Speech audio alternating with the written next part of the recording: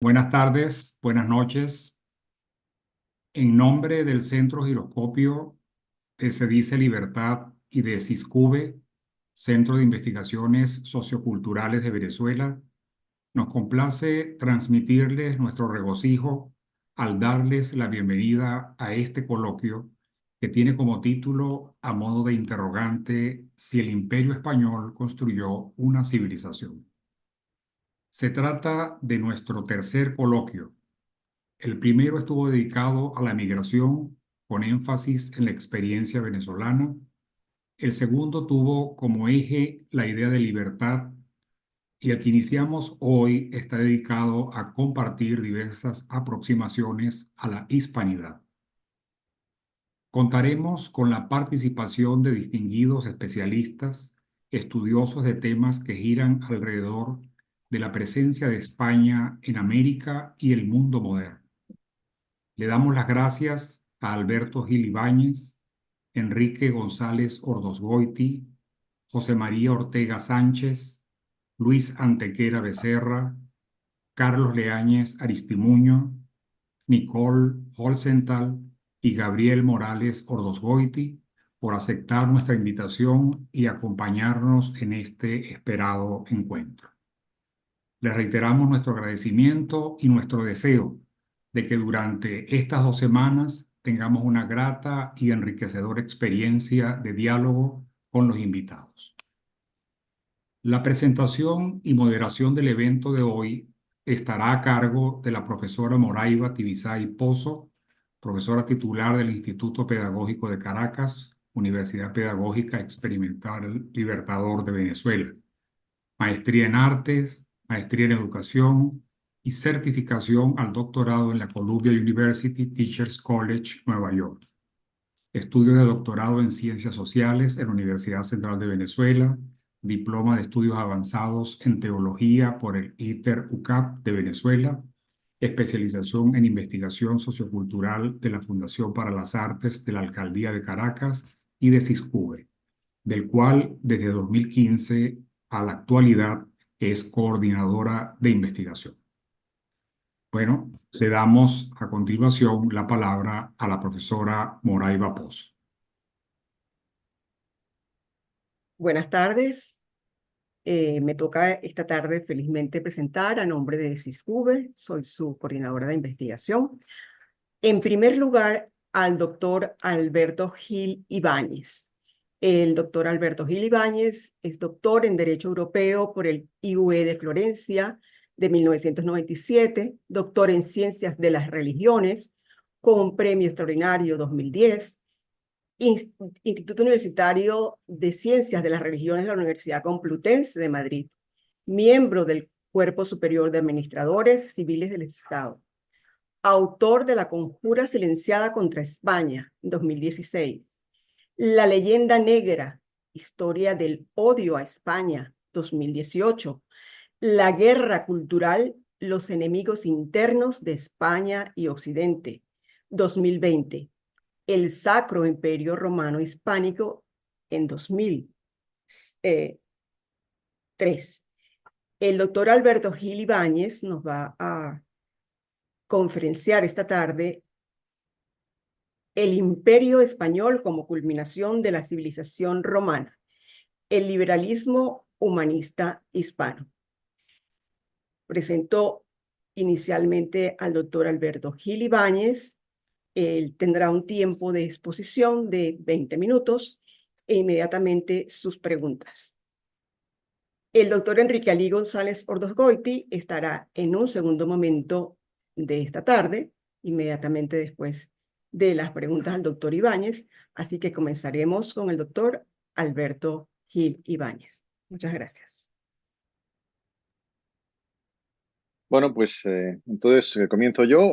Gracias a Giroscopio, a CISCUBE, a CEDICE y también a mis amigos Gabriel Morales y Enrique Alí González por haber hecho posible mi presencia aquí. Efectivamente, voy a hablar del liberalismo humanista hispano. Es un tema que me han preguntado mucho a raíz de la publicación de mi libro El Sacro Imperio Romano Hispánico. Ya de por sí es un título un tanto provocador, pero evidentemente lo que yo digo en ese libro justamente es que los 300 años de América Meridional fueron un caso de éxito que hemos olvidado, y además no solo eso, es que fue la culminación o la continuación de la civilización romana, tanto geográficamente, plus ultra, porque se expandió del mar Mediterráneo al Atlántico y al Pacífico, pero también cualitativamente. Lo demuestro en el derecho, en la filosofía, en la economía, en infraestructuras, etcétera. Eso lo llevo en un momento dado a decir que lo que existió, si hay una ideología que podemos decir que sustentó aquellos 300 años de éxito económico, político y social, podemos llamarlo el liberalismo humanista hispano. Y me han preguntado muchos que, bueno, ¿qué era eso? Bueno, pueden leerse mi libro, pero también pueden escuchar esta charla. Eh, Vivimos una guerra cultural, la cultura es el software de los pueblos, pues conforma el imaginario colectivo de un grupo o sociedad dada.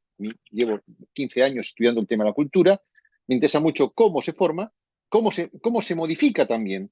Hay un hecho paradójico, y es que en el siglo XVI los hispanos éramos un ejemplo de eficacia, de eficiencia, de planificación, de innovación y de éxito. Con pocos medios cruzamos el Atlántico, con pocos medios creamos una civilización. Ciudades que hoy son patrimonio de la humanidad, catedrales, obras hidráulicas impresionantes, infraestructuras, una ruta comercial entre Asia, América y Europa. ¿Qué ha pasado para que esa cultura, que fue una cultura de éxito, hoy la hayamos perdido? Eso es lo que me interesa. Hay un error de diagnóstico que surge también con las guerras mal llamadas de independencia, que había una lucha entre liberalismo, los libertadores habían defendido el liberalismo made in USA, versus una hispanidad aliberal, que serían los realistas, ¿no? Bueno, esto es lo que ha contaminado también el modelo virreinal, que como sabemos, desgraciadamente, en América se ha perdido, pero también en España. Ahora lo estamos intentando recuperar. ¿Qué es lo que se propone? ¿Qué es lo que propongo yo? Un cambio de paradigma. Hubo un liberalismo hispano que era humanista y que lo hemos perdido porque ha habido un secuestro de conceptos y de términos por parte del mundo franco-anglosajón. Ellos, bueno, dicen una cosa a veces y hacen otra.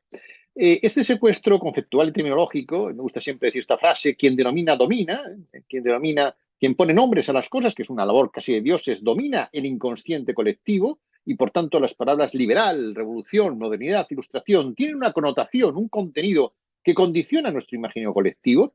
Bueno, esas palabras están secuestradas por un modelo cultural dominante como si no hubiera nadie más que pudiera darles contenido. Yo lo que sostengo es que todo eso se dio en el mundo hispano, con otros nombres o con los mismos, pero con un significado quizás algo mejor en algunos aspectos. Se dice, por ejemplo, que la hispanidad no ha tenido ni ilustración, ni revolución, ni pensamiento. ¿Es esto cierto? Evidentemente no. La primera gran revolución la protagonizó el mundo hispano, voy a hablar ahora de ello, y el siglo XVI es el siglo de las luces hispanas. Ambos hechos, ambos fenómenos han sido cancelados. ¿Por qué? No como hoy el movimiento woke dice por ser racistas o machistas, no, por ser simplemente hispanos, por competir geopolíticamente con otros movimientos. Seguidamente voy a exponer un poco cómo veo yo la historia de las revoluciones del mundo, de manera muy simplificada, evidentemente, y de manera muy alternativa a lo que pueden ustedes encontrar en otros sitios. Para mí, la primera gran revolución es la que acaece en el final del siglo XV, principio del XVI, que es una revolución planetaria que cambia el concepto del mundo, donde los dos hemisferios se juntan. Los romanos y los griegos podían ser muy listos, pero no sabían que había seres humanos a otro lado del Atlántico. O sea, eran ignorantes. ¿Por qué? Porque no sabían lo que era el ser humano, sino saben lo que es el concepto de uno solo, ¿no? Se habla mucho del giro copernicano, pero poco del giro colombino de Colón, ¿no? Que es que realmente cambia el mundo. Es una revolución planetaria, tecnológica, porque sin la tecnología no hubiéramos podido llegar ahí y volver, algo que nadie más se atrevía a hacer. Todos navegaban haciendo cabotaje, viendo la costa. Una revolución comercial, porque se abren las rutas comerciales, gracias también al Cano, una revolución social, leyes de Burgos y de Indias, no voy a entrar, y también alfabética. Por primera vez se hace una gramática, la de Nebrija, se hace gramática global y eso permite recuperar, hasta hoy, lenguas como el náhuatl, el quechua, y poder traducirlas, es decir, poder entenderse entre distintas lenguas, distintas culturas. ¿Quién era el protagonista de esta revolución? El ser humano. Un ser humano que creía en Dios, evidentemente, porque debe creer en Dios para meterse en esa barquichuela y cruzar el Atlántico. Hoy nadie se metería ni siquiera para ir a una isla cercana. Había que tener fe, evidentemente, lo cual era una fuerza. ¿Quién era? El hidalgo, el caballero cristiano. Ese era el ejemplo a seguir. Y la base conceptual, pues el catolicismo y lo mismo cristiano. Hay una revolución también que cambia el mundo, que es la revolución industrial británica, pero aquí no es global, solo de la metrópoli. Las colonias tienen monocultivo, que se fastidien, ¿quién está aquí el protagonista? Es el ser humano, pero se convierte ya en medio, es un medio, es un instrumento para la producción, con una máquina humano dependiente todavía, pero el ser humano se convierte en instrumento de la producción. Esto llaman el salto cuántico de la modernidad. ¿Cuál es la base cultural? El protestantismo, el utilitarismo, etc. Hoy vivimos una tercera revolución planetaria, esta sí, de Rusia y China, tecnofinanciera, pero aquí el protagonista es un humano, es un humano tecnodependiente, ya depende de una máquina para funcionar. Y además la máquina controla casi al ser humano y no al revés. Aquí una ideología posmoderna. Es una especie de cambio en la visión del mundo. Hubo una revolución basada en el humanismo, la recta razón, la trascendencia, donde el ser humano era un fin. Esto llevó al egoísmo, al materialismo, razón de Estado, al ser humano como un medio, y estamos acabando en el transhumanismo, en el pensamiento light, donde el ser humano se disuelve. Esto ha sido una evolución o una involución, en términos morales, quizás involución. Hemos perdido nuestra razón de ser, que fue la razón de ser hispana. Entonces, ¿ha sido el liberalismo únicamente anglosajón, franco-anglosajón? Bueno, yo cuestiono este acerto, primero porque el origen es romano. En el campo de Cicerón, y luego recoge San Ambrosio, para ellos el concepto liberal era liberalidad, generosidad. Luego se dice que Locke es el que constituye el liberalismo, pero esto, Elena Rosenblatt, en un libro reciente que recomiendo, La historia olvidada del liberalismo, cuestiona que esto sea así. Esto es un mito creado en Estados Unidos. Realmente el primer uso político del término liberal acaece en las Cortes de Cádiz, donde había un enfrentamiento entre liberales y monárquicos o más bien absolutistas. Pero esto se oculta. Se oculta. ¿Qué llevamos a un liberalismo especulativo, en un primer lugar, creado por los escoceses, Adam Smith, Stuart Mill, que era moral todavía, era moral, pero cuando se lleva a la práctica pierde su base moral y se convierte en un liberalismo operativo sin moral, basado en el egoísmo humano prácticamente, ¿no? De hecho, ahí habría tres, podríamos preguntarnos, la base de este liberalismo sea el utilitarismo y el pragmatismo. Ahí ya se olvida la moral que estaba en su teoría. Y tres preguntas, por lo tanto. ¿Qué es más liberal? ¿El mestizaje, que es lo que hizo la sociedad hispana, o las reservas, el apartheid, que es lo que preconizó, además de intentar esquilmarlos, el mundo anglosajón? Un mundo fundamentalmente racista. Andrew Carnegie, en 1823, propugnaba la confederación racial como superior, la raza anglosajona superior al resto. Esto jamás pasó en el mundo hispano. El propio Frederick Jackson Turner hablaba de la ética de la frontera. Estados Unidos se crea yendo a la frontera, superando la frontera ¿contra quién? Contra los indígenas, en la batalla del oeste, que luego las películas han blanqueado. Es decir, esto lleva a un cambio también de imagen entre colonos y conquistadores, colonos, familias muy simpáticas, fieros conquistadores, pero que es pura fachada, realmente el mundo liberal, el mundo de la igualdad, el mundo del mestizaje.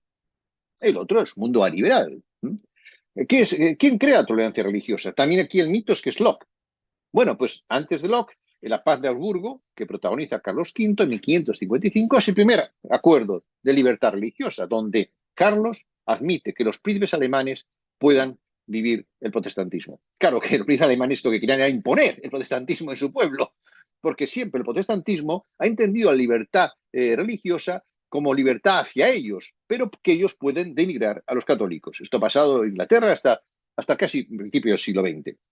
Otro hecho de la libertad religiosa es el Spanish Match, cuando la hermana de Felipe IV está a punto de casarse con el príncipe de Edimburgo, el príncipe inglés, el hijo de Jacobo I, Carlos, y que la condición que pone el conde duque es solamente una, principal, que se respete la libertad de creencia de los católicos en Inglaterra. Y los ingleses dicen no. Hasta ese punto, el mundo anglosajón creía en la tolerancia religiosa. Tampoco en el Estado de Derecho. Mientras ha criticado la Inquisición tenía reglas, tenía ritos, tenía reglas, respondía al derecho de defensa. La caza de brujas se hizo por cientos de miles sin juicio previo. El colonialismo tampoco fue muy liberal, que practicaron el mundo franco-anglosajón, llamado por Gustavo Bueno el imperador de predadores, mientras que el imperio generador que genera hospitales, universidades, es el hispano. ¿Cuál es el más liberal? Y en cuanto a feminismo, pues hombre, se habla de que la mujer tiene un papel más importante en el mundo protestante que en el católico, pero esto no es del todo cierto. De hecho, todavía hoy las mujeres españolas conservan su apellido cuando se casan y dan su apellido a sus hijos, a diferencia de las mujeres del mundo anglosajón o francesas. Hay aquí una imagen curiosa, la libertad que no su pueblo, de Eugène Delacroix, es el mito de la Revolución Francesa. Bueno, esa imagen no existió, esa parte, esa mujer enseña los pechos, supongo que por una labor de marketing para que miremos. Es un mito, no existió, pero sí existió Agustín Aragón en este cuadro a la derecha, donde no tiene que enseñar nada y donde está defendiendo a su ciudad frente a quién, frente a los invasores ilustrados franceses, frente a Napoleón, que era puramente un dictador. Así como cambia la historia, ¿dónde está, por lo tanto, el liberalismo? Tampoco está claro que la ilustración fuera exactamente franco-anglosajona. Aquí tengo un cuadro, no me da tiempo, lo pongo en mi libro, lo explico mejor, pero en azul están los personajes con los que nos hemos criado todos, ¿no? A los que adoramos, Descartes, Spinoza, como primeros filósofos modernos, Bacon, que crea el pensamiento empírico. Bueno, todo esto es falso. Es decir, antes que ellos hubo un hispano al que ellos imitaron o copiaron. Descartes era discípulo de Suárez, Spinoza también, pero también copia a Gómez Pereira, Bacon copia a García de Céspedes, y así toda una serie de esto donde de nuevo hay que quién crea qué, porque Locke y Adams, por ejemplo, reconocen su deuda con Juan de Mariana, ¿dónde está la creación del liberalismo?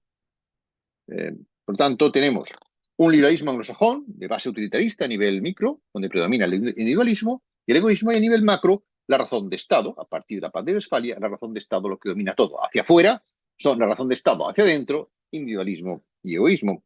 Frente a eso, tenemos un liberalismo hispano olvidado, tradición católica, a nivel micro buscaba el bien común y la justicia social, lo veremos, a nivel macro es guiado por la recta razón, los neoscolásticos que lleva a Carlos V a parar las labores en América y preguntarse si era moral. Nadie más, nunca más se ha hecho. ¿Quién es más liberal? Bien, el liberalismo humanista hispano se ha ocultado. ¿En qué consiste este liberalismo humanista? Pues mira, vamos a decir que no soy yo quien lo dice. Vamos a citar a tres autores, dos británicos y uno austriaco. Lord Acton decía, la mayor parte de las ideas políticas de Milton, Locke y Rousseau se pueden encontrar en las poderosas obras en latín de los jesuitas súbditos de la corona española como Lesio, Molina, Mariana y Suárez. Lo decía Lord Acton. Hayek decía, los principios teóricos de la economía de mercado y los elementos básicos del liberalismo económico no fueron diseñados por calvinistas y protestantes escoceses, sino por los jesuitas y miembros de la Escuela de Salamanca durante el siglo de oro español, que acepta que es no solo literario, también filosófico. Y Chesterton decía muchas cosas favorables de España. España ha sido campeona del progreso y la libertad y la inventora del parlamentarismo. Se atribuye a Inglaterra. Hoy celebramos el aniversario de la Constitución de las Cortes de León. Primer hecho en el continente nos invita a representantes de las ciudades. Bien, ¿qué tienen en común estos tres sujetos? Esto no es una pista de cómo se ha alterado el discurso dominante. Los tres eran católicos. Hayek, bueno, era de origen católico, luego acabó siendo agnóstico. Chesterton fue un converso. Y esto nos da una pista, que cuando un inglés o un alemán habla bien de España, normalmente es porque es católico. Si es protestante, se siente obligado a criticar todo lo español porque tiene interiorizada la guerra religiosa contra Roma. Esto es lo que pasa a nivel intelectual y lo que les pasa a los ilustrados franceses cuando desarrollaron una crítica feroz contra todo lo español. Lo hacían también como representantes de un poder que ellos cuestionaban, criticaban, que era el poder de Roma. Luego hay una guerra religiosa híbrida en todo esto de las ideologías. ¿En qué consiste el liberalismo político y económico hispano? Primero hay que quitar un mito. La modernidad no es del mundo luterano. La modernidad fue hispana, porque fueron los hispanos los que crean la globalidad política, sobre la idea del orbe justo, de Vitoria, luego entraremos, y la conexión comercial. Eso es la modernidad liberal, que permite el comercio entre todos. Si no se conocen los continentes, no se puede comerciar. Es verdad que eran proteccionistas, pero todos lo eran, pero permite la conexión, las rutas comerciales se abren, y una globalidad política, un entendimiento global del mundo, sin el cual no puede haber un concepto de lo universal. Por lo tanto, todo eso surge del hecho de conexión y da vuelta al mundo. La Escuela de Salamanca es el centro de todo esto. Con Salamanca plus ultra, porque también hay que juntar a universidades de Portugal, cuando en la época de Felipe II y Felipe III y Felipe IV, durante 60 años hubo una monarquía conjunta. Y por lo tanto, las universidades de Évora, de Lisboa, como las de Roma, como las de América, las 27 de América y las de Filipinas, constituyen una red de conocimiento. Y eso es lo que da el origen doctrinal al liberalismo humanista, con sus dos patas, la política y la económica. En la política crean una filosofía moral universal, el orbe todo, el código universal, que era un código universal para toda la humanidad. La idea de Vitoria es que todas las repúblicas serían iguales ante el orbe todo. Esto no se ha logrado hoy. Vivimos los restos de la Conferencia de Yalta, donde hay una teoría de igualdad, una teoría de universalidad de los derechos, pero en la práctica hay 5 países que tienen veto, hay 9 países que tienen bombas nucleares para destruirnos a todos y 24 países que son paraísos artificiales, fiscales, lo que quiebra cualquier posibilidad de igualdad. Además, curiosamente, en terrenos de antiguamente colonias franco-anglosajonas, holandesas. Pero lo más importante es que el primer contrato social no se debe a Rousseau, Hobbes y Hegel, sino a Vitoria, Suárez y Mariana, que beben de fuentes más antiguas, porque ya San Isidro de Sevilla en el siglo VI decía: res eres si res te facias, si no facias no eres. Eres rey si haces lo justo, si no, no lo eres. Y en el Color Aragón decía: nos que valemos más que juntos, valemos más que vos, os hacemos rey y señor, si cumplís los fueros y libertades, y si no, no. Y sobre esa teoría, Vitoria, Suárez y Mariana hablan de la derecho de reversión. Dios lo que hace es transmite el poder ¿a quién? Al pueblo. La soberanía popular surge aquí, que es soberanía popular divina, porque es de origen divino. El pueblo se lo delega al monarca. Sí, lo cumple el pacto bien, y si no, tiene el derecho a revertir ese pueblo, ese poder. Estas teorías, aceptadas por los reyes españoles, fueron quemadas por los reyes franceses e ingleses, supuestos defensores de la igualdad. En el tema de la economía, bueno, quizás tenga que ir un poco rápido, me habían dicho que tengo 25 minutos, aún así intento de ir un poco rápido. Crean los fundamentos de la economía moderna liberal, también lo dice Schumpeter. Schumpeter era de origen católico, tanto, y también habla de que crean la disciplina económica. Legitiman también la propiedad privada, algo que era muy importante porque el mundo católico no lo tenía muy claro. Hasta los escolásticos hablan de que es una institución de derecho natural, porque si no hubiera propiedad privada, lo que prevalería sería el caos, el conflicto, la ineficacia. Y lo demuestran racionalmente, con la recta razón. Y dicen que Jesús no condena la posesión, sino el apego, lo cual enlaza con las filosofías de Oriente y del budismo, curiosamente sin conocerse. Pero también legitiman la colaboración público-privada, que fue la base del Imperio Hispánico. Los reyes no tenían tanto dinero y tenían que contratar, acordar por medio de capitulaciones y una serie de contratos con sujetos privados, pues desde Colón, una serie de capitulaciones por las cuales se podían hacer todo lo que se hizo. El quinto real es un objeto de esto, es decir, el rey no tenía todo, se llevaba un quinto de lo que tenía en América. Ese contrato público-privado permitió hacer grandes infraestructuras y grandes colaboraciones, también con la Iglesia, como luego veremos. Y no se hablaba aquí de gobierno pequeño, pero sí de gobierno sano, de sound government, donde se criticaba el derroche, la deuda, porque era una manera de depender de agentes extraños y hipotecar a las futuras generaciones, y la inflación, que era el impuesto a los pobres. Esto lo dice Juan de Mariana. Aquí está todo lo que es la receta de un gobierno liberal, pero humanista. Porque este gobierno liberal era moral y social. Y es que no hay, decía Kant, que sin ley moral no hay libertad. Y donde ha habido más ley moral es en el mundo hispano, que basaba su moral en el honor, la dignidad, la virtud y la justicia. Un ejemplo, en 1830, en Inglaterra, la liberal Inglaterra, en 1830, penaba con pena de muerte 300 formas de hurto, cosa que jamás ha ocurrido en el mundo hispano, una moral que para Ganivet se basaba en el estoicismo de Séneca, para otros, bueno, en otras historias, pero que podemos cifrar en lo que decía Calderón de la Barca.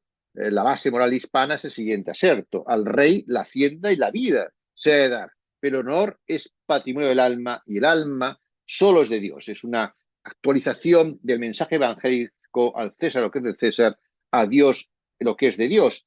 Esta dignidad moral, como dice también García Morente, es lo que da sentido a la esencia del hispanismo y lo que diferencia a otros modelos, la dignidad moral y la justicia social.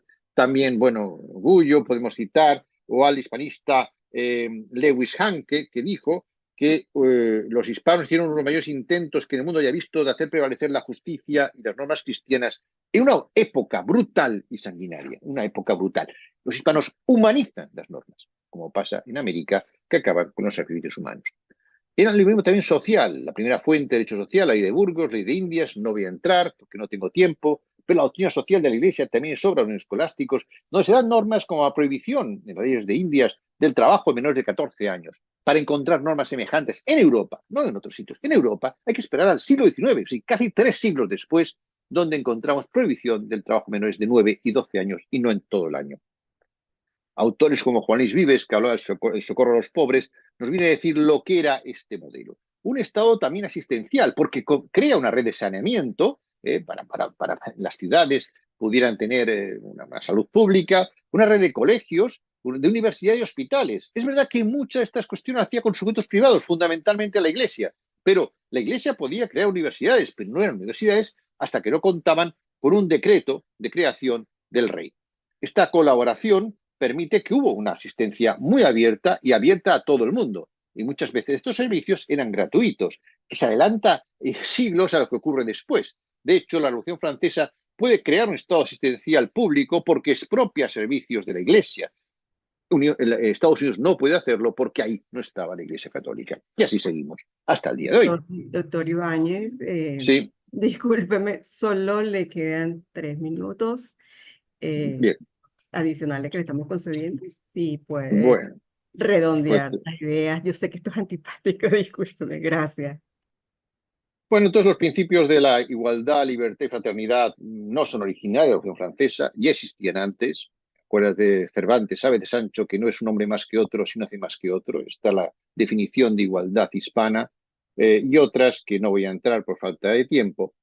Aquí tenemos el mensaje también del respeto y la dignidad, es la rendición de Breda. Los hispanos no hacían sangre del vencido, respetaban al vencido hasta el punto que Cortés vence a los aztecas, pero al final que le reconoce derechos nobiliarios y fija la capital en el mismo sitio que había tenido. Y así es toda la historia del mundo hispano y eso es liberalismo sano, eso es liberalismo. Por lo tanto, no hace falta quizás ir al marxismo para hablar de reformas sociales. Quizás bastaría con crear una izquierda hispánica que surgiera, que recuperara esta raíz de reformas sociales de la época virreinal.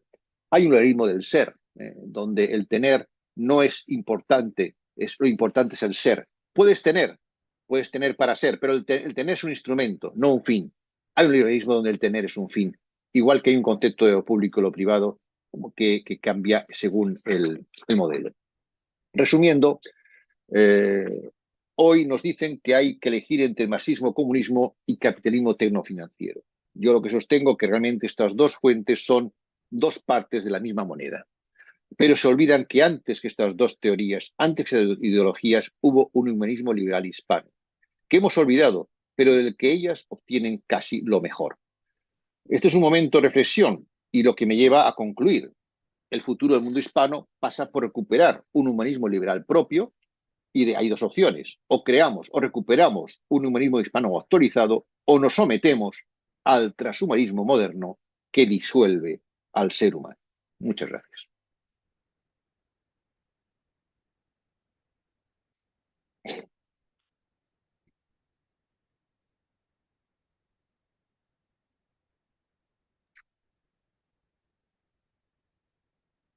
Excelente. Bueno, no me veo en pantalla, no importa. Voy a proceder a invitar a los participantes. Ya ha concluido. Muchísimas gracias, el doctor Alberto Gil Ibáñez, esta conferencia tan interesante con esa conclusión fundamental de que actualmente lo que tenemos es dos opciones que son caras de la misma moneda, el marxismo-comunismo o el capitalismo no inhumano. y que la propuesta suya es recuperar un humanismo realmente para el hombre. Por favor, las preguntas de los participantes y también quizás los panelistas al doctor Alberto Gil Ibáñez. Tenemos un tiempo de 20 minutos para preguntas, así que él podrá ampliar sus propuestas tan interesantes de esta tarde. Acuérdense que deben hacerlas por escrito en el chat. Voy a ir entonces con la primera.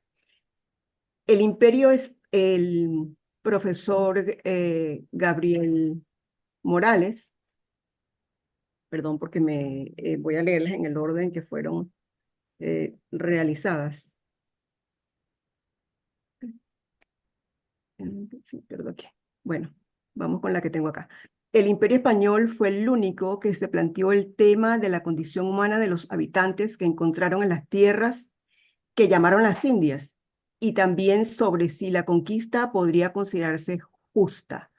¿Algún otro imperio se planteó esta reflexión? Bueno, no sé si he entendido bien. La primera, si es los primeros que reconocen la dignidad de los habitantes de tierras ignotas, es así, gracias a una mujer excelente, Isabel, que es la que ve esto, ¿no? La que cambia el mundo. Ten en cuenta que Aristóteles todavía defendía que había esclavos por naturaleza, y así lo pensaba el mundo griego. El mundo griego era muy democrático ad intra, pero tremendamente agresivo afuera. Cuando iba a invadir otros pueblos era tremendamente agresivo. De esto no se habla porque todo el mundo tiene de leyenda dorada, menos el mundo hispano.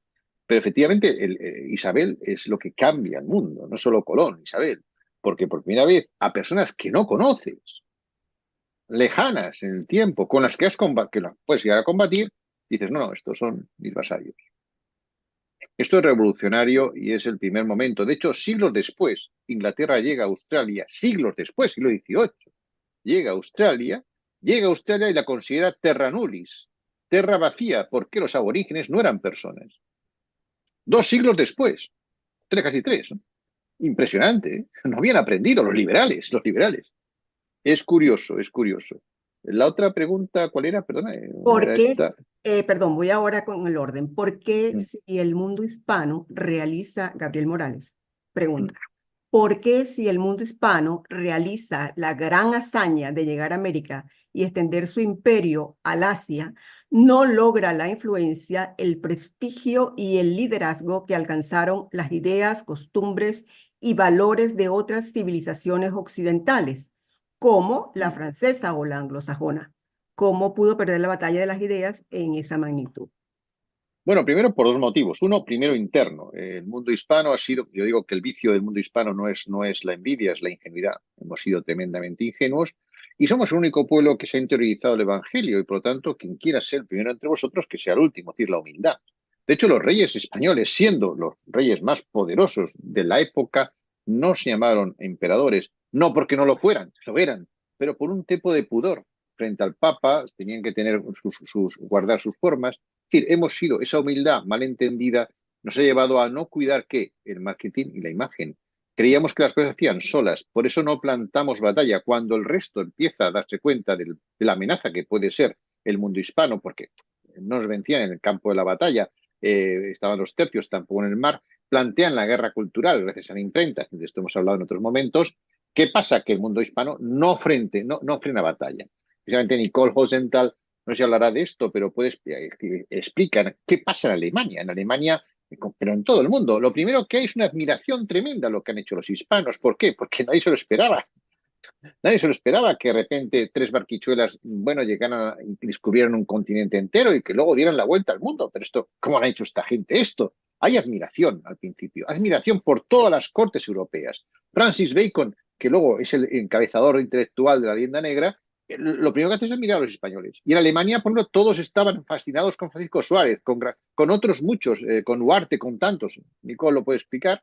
Luego hay un momento en que se dan cuenta de que está en juego el predominio y por un tema fundamentalmente también religioso. Es decir, hasta que el catolicismo predomina, bueno, no pasa nada. Han hecho esto los españoles, pero bueno, están con el Papa, es una labor del catolicismo y tal. Pero cuando viene la guerra el enfrentamiento religioso que rompe la cristiandad.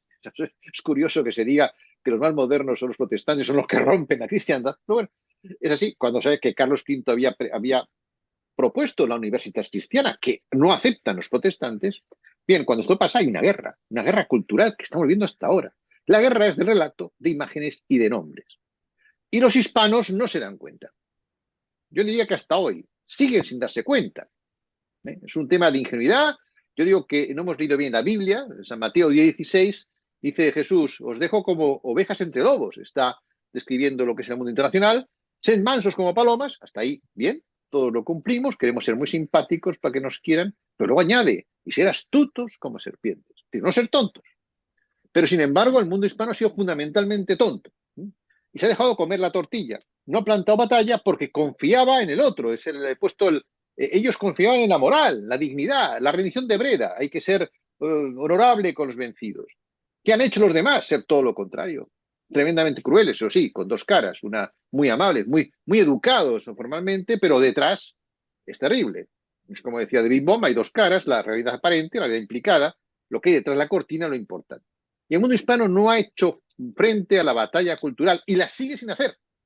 Lo grave no es que pasara esto hace 4 o 5 siglos, que bueno, hombre, no había los medios de comunicación actuales, pudieran ser demasiado tal, bueno, se podían creer en la honestidad, mentir era pecado, no podían plantar cara a esto y defender aquello, pues tampoco parecía bien, ser vanidoso, eran cuestiones poco cristianas, ¿no?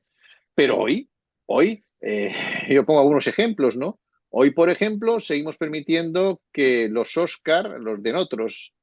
Somos 500 millones de ciudadanos, de televidentes, pero quien premia el cine es el mundo norteamericano. Quien da los Nobel es el mundo anglosajón. Quien nos certifica la calidad de universidades es el mundo anglosajón. Quien certifica la calidad de nuestra cocina es el mundo anglosajón. Seguimos siendo tremendamente ingenuos. Entonces, no solo es porque no lo fuimos ahí, es que lo seguimos siendo igual. Otra pregunta, profesor Ibáñez, doctor Ibáñez. En el contexto de la interpretación, de su interpretación, perdón, ¿cómo ve la historia del republicanismo en la Europa moderna, tal como la ha desarrollado Quentin Skinner? Pues mire, no he leído a Quentin Skinner, así que no puedo responderle quizás esta pregunta. No sé, no quisiera comentar algo que realmente pues, no he leído la obra de este autor. Bueno, Una cosa sí quiero decirle, que es algo muy curioso, porque también en los mitos que se crean de la Revolución Francesa es que se dice que la Revolución Francesa trae la República. Esto no es cierto. La Revolución Francesa es fundamentalmente un fracaso. Trae el terror de Robespierre y la dictadura de Napoleón. Vuelve la monarquía después. De hecho, España, cuando restaura la Constitución de Cádiz, quien reimpone el absolutismo son los 100.000 hijos de San Luis franceses. El liberalismo en Francia entra más tarde, en 1830. Y realmente la República en Francia entra no por una revuelta, no por una revolución francesa, sino por la derrota humillante de Napoleón III en la guerra contra Prusia en 1870. Es ahí cuando entra la República por primera vez y posteriormente el Papa León XIII reconocería la República como una forma legítima de gobernarse. A partir de entonces, bueno, pues el republicanismo en el sentido político. Anteriormente, ya decía, en la época de Vitoria iba de republicanismo, de la república en otro concepto que era el orbe todo. muy bien. Bueno, estamos esperando por alguna otra pregunta de participante. Tenemos tiempo suficiente que fue dedicado inicialmente a las preguntas. De todas maneras, si el doctor Ibáñez quisiera ampliar algo Bueno, creo que al principio hubo en una el pregunta tiempo. sobre el tema de de si era la conquista justa. A ver, hay hay un carácter realistas. La guerra ha formado parte de la historia de los pueblos, incluso hoy. Ninguna guerra es justa, pero las guerras suceden. Antes que los españoles llegaran a América, los aztecas habían conquistado las tierras, viendo del norte. Antes los incas había habido 4 o 5 dinastías anteriores y cada una conquistaba y derrotaba a la otra. En América y en todo el mundo. La historia de la humanidad es una historia de batallas y de conflictos. La cuestión, por lo tanto, no es si era justa o no, sino que dentro de lo que había, ¿Quién se plantea esa legitimidad? Pues solamente hay uno. En toda la historia de la humanidad, y llegamos al siglo XXI sin que nadie más lo haya hecho, el único monarca que para unas acciones bélicas para plantearse si eso era justo fue Carlos I de España y V de Alemania. Nunca más nadie lo ha hecho. Ni lo hizo antes, ni lo hizo después. Y estamos supuestamente en la época de los derechos humanos, de las declaraciones del hombre, de la ONU. Nadie nunca más lo ha hecho. Con lo cual, quiero decir que aquello fue un plus de moralidad dentro de un mundo que todavía, como hoy vemos, pues sigue habiendo conflictos que no son justos y que a muchos preguntamos quién es el que ha hecho mal, qué no mal, pero siguen sucediendo. Dentro de ese hecho de los conflictos violentos en la humanidad, el único que se paró para preguntarse la legitimidad de lo que hacía fue, y convocó un panel de expertos con opiniones encontradas, fue Carlos V. Y eso es, creo que, un valor que si hubiese hecho un inglés o un francés estaría en los libros de historia. Perfecto. Doctor Ibáñez, ahora tenemos, se destaparon las preguntas, varias preguntas acá. La evolución del imperio español ya para el proceso independentista sería el que estas cuestiones hayan sido más, historiográficamente invisibles al mundo como contribución. Repito, la evolución del imperio español ya para el proceso independentista sería el que estas cuestiones hayan sido historiográficamente invisibles al mundo como contribución. Bueno, si entiendo bien la pregunta, no sé si independentista se refiere a Cataluña y País Vasco o a la gran independencia del siglo XIX en América. En todo caso, es evidente que, como he dicho antes, mientras que la guerra convencional, gracias a Dios, no es permanente, no nos soplan misiles por encima de la cabeza todos los días, la guerra cultural es permanente, algo que los hispanos no nos hemos percatado. Y la guerra cultural, como he dicho antes, se fundamenta en tres instrumentos: el relato, las imágenes y los nombres. ¿Ven? Está claro que el ataque al relato de un imperio español exitoso no ha sido por casualidad y tiene unas consecuencias. Claramente, cuando un catalán, por ejemplo, en España, se levanta diciendo que odia a España, eso lo hace no de motu propio, lo hace porque previamente le han inculcado un relato de odio a España. Y cuando él solo ve lo negativo y no lo positivo, es porque alguien le está inculcando, gracias a esas imágenes, gracias a la manipulación de la propaganda, unas imágenes para que él odie a España, que es odiarse a sí mismo. Yo digo que somos todos hispanos, todos hicimos algo maravilloso desde 3 siglos, y odiar a España es odiarse a sí mismo. Es como quien no quiere a su abuelo, pero sigue siendo de esa familia.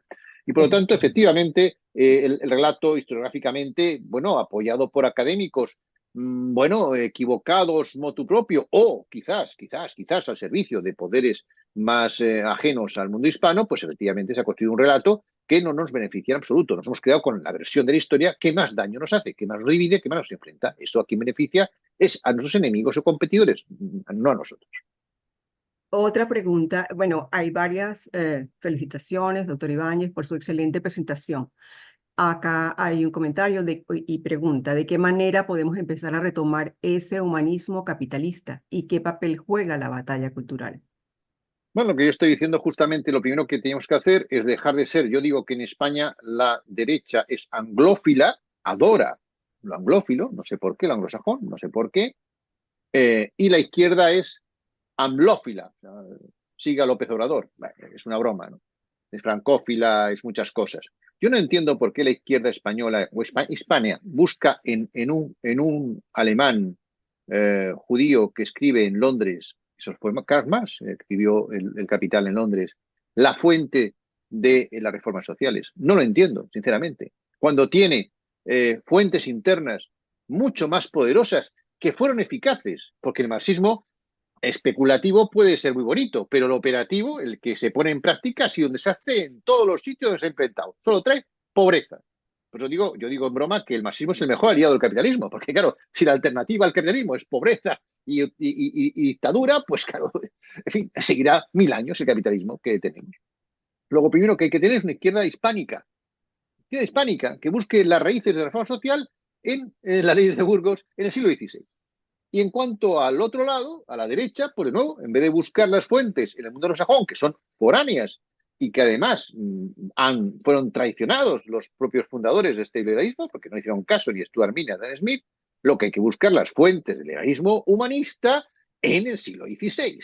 O sea, en los fundadores de realmente la doctrina humanista, que es en la escuela de Salamanca. Hay que recuperar esas personas. Y en su visión práctica, que en América funcionó. O sea, no tenemos un modelo así especulativo diciendo, ah, qué bonito, pero luego es un desastre. No, no. Es que en América funcionó. Es que las guerras de independencia no se hacen porque fueran pobres ni que fueran maltratados económicamente.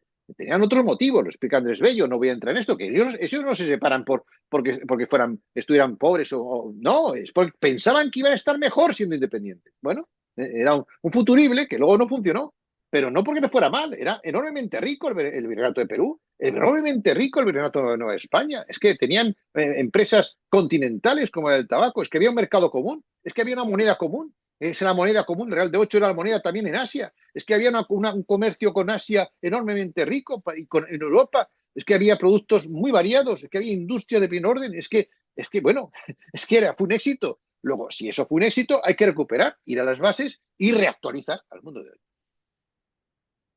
Voy a saltar algunas preguntas y volver a otras. ¿Podemos decir que la Guerra de Independencia o Secesión Hispanoamericana fue la primera guerra civil española y la de 1936 la segunda?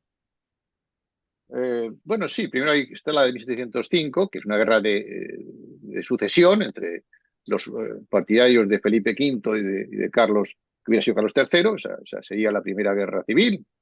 Hay también los comuneros, pero la segunda guerra civil sería justamente esa, efectivamente. De hecho, si ustedes investigan quiénes eran los libertadores, pues todos eran españoles o hijos de españoles. Es curioso. Y muchos indígenas apoyaban al mundo real, al bando realista, con lo cual, pero en fin, siempre en estos tipos de conflictos hay que preguntarse para entenderlos a quién benefician. Cui prodest, ¿quién se benefició de la guerra de independencia? Pues no los nuevos países, sino Brasil y Estados Unidos, que gracias a esta guerra ampliaron su territorio, robando territorio pues a la frontera de los países que estaban, que eran todavía países, con Brasil, y Estados Unidos se hace un gran país, justamente pues aprovecha de la debilidad de México y de la división de América, ¿no? La otra pregunta es por qué no pudieron recuperar, por qué no se pudo tener una América unida, hispana, como sí permaneció Brasil, o como Estados Unidos, que de 13 colonias, que era un calcetín, se convierte en un gran país. ¿Por qué la América que funcionaba se divide en 20? Esto te dan pautas bueno, de a quién benefició todo eso realmente. Hay una pregunta acá muy interesante. El problema de fondo es que los que denominan, como decía el doctor Gil Ibáñez al inicio de su excelente conferencia, España perdió la batalla cultural y por eso tantas leyendas negras en contra de la hazaña desde el descubrimiento y exploraciones geográficas. ¿Cómo lograr reivindicar esto hoy? ¿Es solo ingenuidad o es baja autoestima colectiva? ¿Cómo poner en su justa medida y en su justo lugar todos los aportes decisivos que han construido el liberalismo humanista de España? Bueno, pues justamente como acaba de decir la persona que pregunta, hay que plantar cara en los tres terrenos, cambiando el relato, haciendo batalla en el terreno de las imágenes, es decir, hay que crear un hispabut que compita con Hollywood, porque Hollywood lo que hace es denigrar al mundo hispano siempre que puede. Hay que unirse y crear una industria del cine que sea potente y vender lo que hemos hecho con series, con películas, etcétera. Tenemos héroes a matar y cambiar los nombres. Cambiar los nombres. Yo en mi libro propongo el Sacro Imperio Romano Hispánico. ¿Por qué? Porque los 3 siglos de América Hebrenal no cuentan con una marca de prestigio en estos momentos, y porque además yo creo que fue realmente el sucesor del Imperio Romano, lo justifico, el sucesor del Imperio Romano fue el hispánico y no el germánico, además que Alemania no existió hasta el siglo XIX. Bueno, había otros muchísimos motivos. El Imperio Romano germánico era protestante, no era sacro, no hablaba latín, no era romano, y escasamente era un imperio, el emperador no tenía gran poder. En fin, el imperio hispánico, sin embargo, sí que traduce la civilización romana. Hay que dar nombres de prestigio, hay que crear la batalla terminológica. Yo provoco con esta reflexión. El nombre de América no lo pusieron los españoles, tampoco los indígenas. ¿Lo pusieron quiénes? Unos oscuros geógrafos de Centro Europa, protegidos por poderes bueno, todavía más oscuros. ¿Cuál era la tesis? Que quien descubrió América no fue Colón, sino Américo Vespuccio. Hoy sabemos que es dudoso que Américo Vespuccio llegase a América alguna vez, y si llegó, sería de segundo de a bordo, y que no trabajó para el rey de Portugal, como también decían estos geógrafos, para quitar el protagonismo de España. Lo asumió España. ¿Por qué? Porque no estaba en esas cosas. No estaba en esas cosas. ¿Cuál era el nombre que daba España al continente? Las Indias. Fíjese usted en la importancia del nombre. América dice un país, un país, un país. De América dice América para los americanos. ¿Y cómo se llaman los habitantes de ese país? Americans. No hay otro neologismo, no hay otro gentilicio. Es decir, no existe estadounidense en inglés. Un país se ha apropiado de un continente por un nombre que no podían haber hecho si se llama ese continente las Indias, porque entonces serían las Indias para los indios. Y ellos no son indios, ni quieren los indios o que vayan a todos o tienen reservas. Y tampoco, por lo tanto, podían ser a los indios. Eso hubiera cambiado el tal. Pero ¿qué hay que hacer? Rebelarse ante ese dominio de la terminología y no asumir pasivamente, como yo oigo a compañeros que hablan, o sea, hispanoamericanos que hablan de Americans, refiriéndose a Estados Unidos. No, no. Tenemos otras maneras, pueden llamar ruseños, como dicen otros, pueden llamar yanquis, pueden llamar estadounidenses, pero nunca americanos, nunca americanos, como mucho angloamericanos, si queremos aún. O sea, hay que plantar cara en todos los terrenos, relato, imágenes y nombres. Y hay mucho por hacer. Yo hago una parte, pero creo que todos los que están aquí tienen su propia trinchera donde se puede combatir todos estos temas. Para empezar, recuperando la autoestima, el orgullo, la dignidad de lo que hemos sido. Los que van a América, a Norteamérica, Estados Unidos, no emigran, vuelven a casa. 2/3 de Estados Unidos fue hispano. Y Portugal, según el Tratado de Tordesillas, debía tener el tamaño de una cuarta parte de lo que tiene hoy. Profesor Ibáñez, vamos con una última pregunta, simplemente porque se nos está acabando el tiempo. Excelente que usted haya podido ampliar algunas de las cosas que quizás se les quedaron en el tintero a través de las preguntas de nuestros participantes que han estado muy buenas.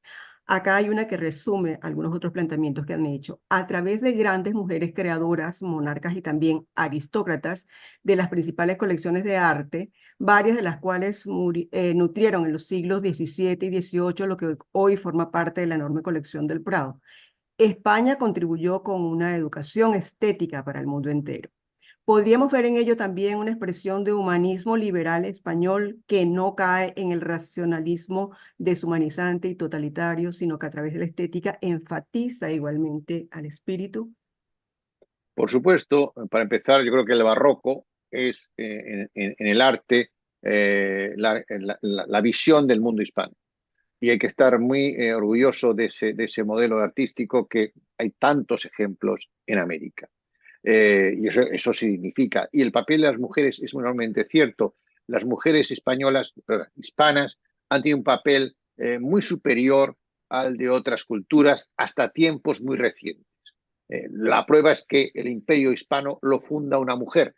No encontramos ninguna mujer en el imperio romano. No hay una emperatriz romana, no hay una gobernadora romana, no hay escritoras romanas. Hay escritoras en España, hay poetisas desde muy tempranos, o Juan Inés de la Cruz en América, hay artistas, hay pintoras, las mujeres tienen mucho poder.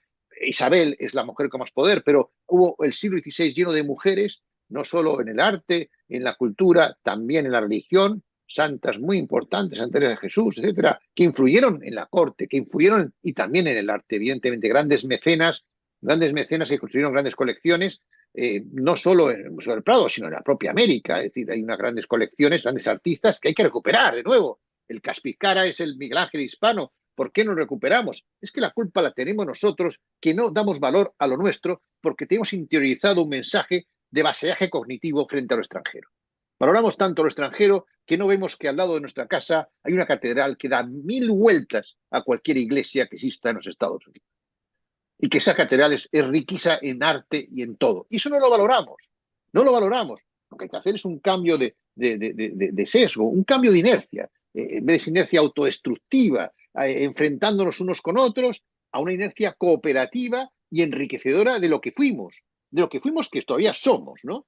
Y si uno resignifica el pasado, cambia su presente y se abre a nuevas posibilidades de futuro. Bueno, doctor Alberto Gil Ibáñez, ha sido realmente un placer estar con usted esta tarde. Algunas de las preguntas de nuestros participantes, no muchas, se quedaron en el tintero. Los invito a buscar en las redes sociales del doctor Gil Ibáñez y hacérselas llegar, que seguramente él podrá responderles. Vamos entonces ahora, porque ya más bien nos excedimos 2 minutos, con la presentación del doctor Enrique Ali González Ordosgoiti. Invitamos al doctor Ibáñez a quedarse en la conferencia, pero entendemos que tiene compromisos contraídos con anterioridad. El doctor Enrique Ali González Ordosgoiti es nuestro próximo conferencista. Su conferencia será Murió el Imperio Español. ¡Viva la civilización ibérica! El doctor Enrique Ali González Ordosgoiti es doctor en Ciencias Sociales de la Universidad Central de Venezuela en 1999, con mención honorífica.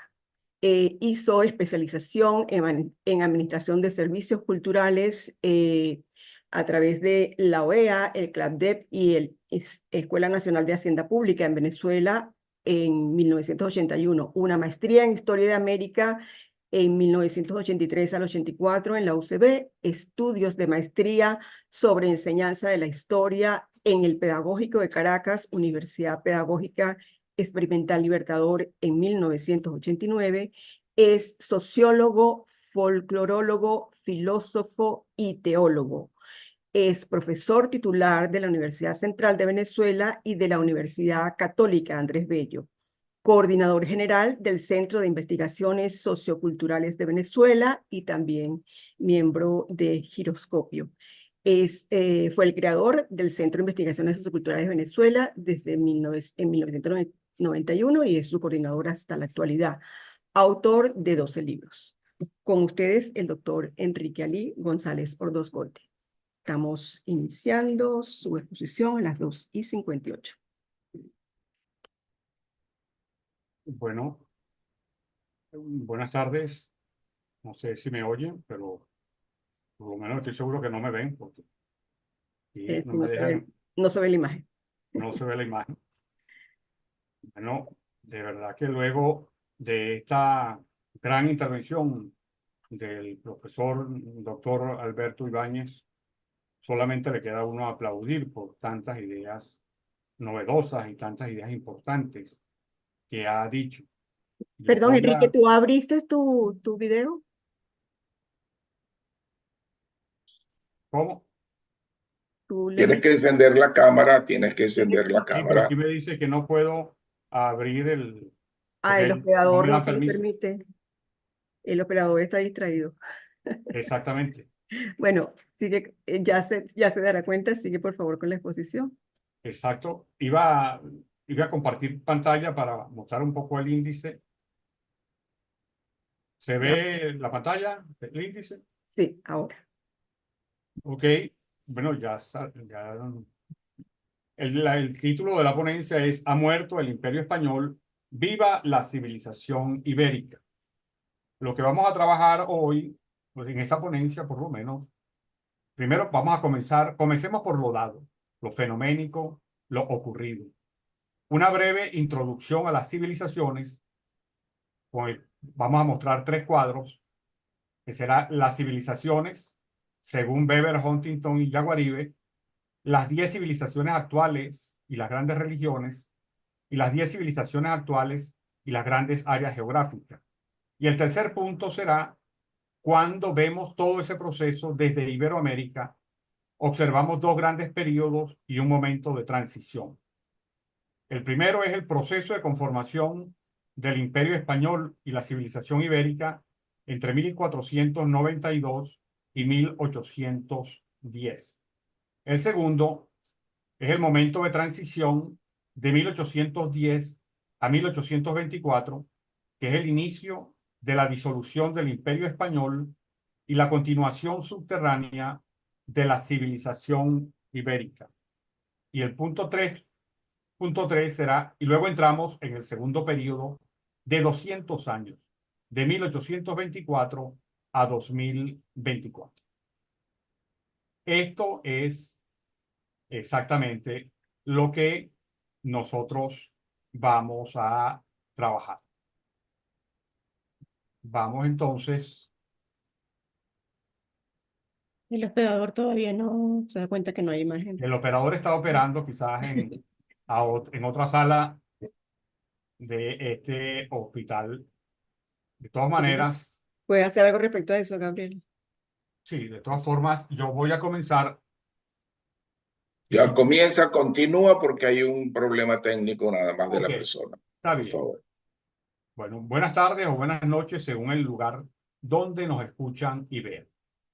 En esta ponencia vamos a comenzar por las conclusiones y luego nos dedicaremos a argumentar las razones que avalan dichas conclusiones. Exactamente al revés de cómo se estilan las intervenciones en la academia. Hemos escogido este camino para presentar lo obvio, lo atestiguado por los hechos históricos y que no ameritan discusión.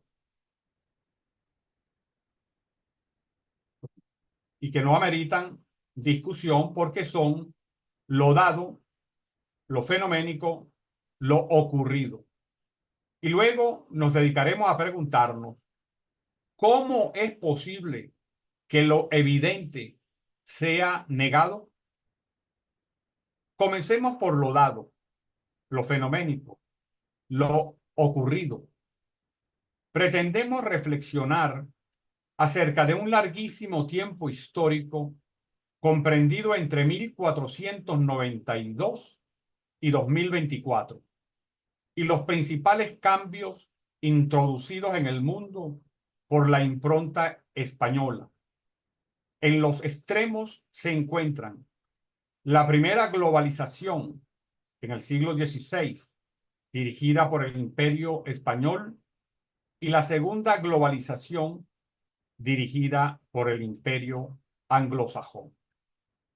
La primera globalización fue acompañada por la expansión de la civilización cristiana católica, mientras la segunda globalización buscó paulatinamente eliminar el contenido cristiano católico hasta desaparecer cualquier vestigio cristiano de la misma, para lo cual se utilizó el término geográfico de Occidente, que no da cuenta de la propia historia de Europa y además afianza la exclusión del cristianismo ortodoxo, refrendado en todas las historiografías sajonas y francesas durante varios siglos. En ese larguísimo tiempo histórico se desarrolló el Imperio Español que, además de europeo, pasó a ser americano, africano, con Ceuta, Melilla, el Sahara español y Guinea Ecuatorial, y asiático con las Filipinas. Cuando lo vemos desde Iberoamérica, observamos dos grandes periodos y un momento de transición. El periodo de 1492 a 1810, cuando todos éramos españoles. El momento de transición de 1810 a 1824, cuando, producto de la guerra civil de secesión, la América española continental se convirtió en un conjunto de repúblicas autónomas.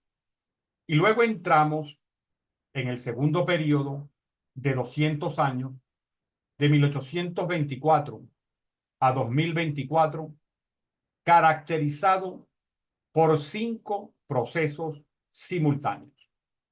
El de la destrucción del Imperio Español, el surgimiento de una separación afectiva entre todos sus componentes, la negación de la etnicidad común y de la pertenencia a la civilización ibérica, y 2 procesos recientes que son la recuperación de la verdad histórica sobre nuestra etnicidad común y pertenencia a la civilización ibérica, con sus focos vitales de la España europea, Iberoamérica en sus dos bloques, las repúblicas autónomas y los hispanos en Estados Unidos, la España africana, Ceuta, Melilla, República Árabe de Saharaui y Guinea Ecuatorial y las Filipinas.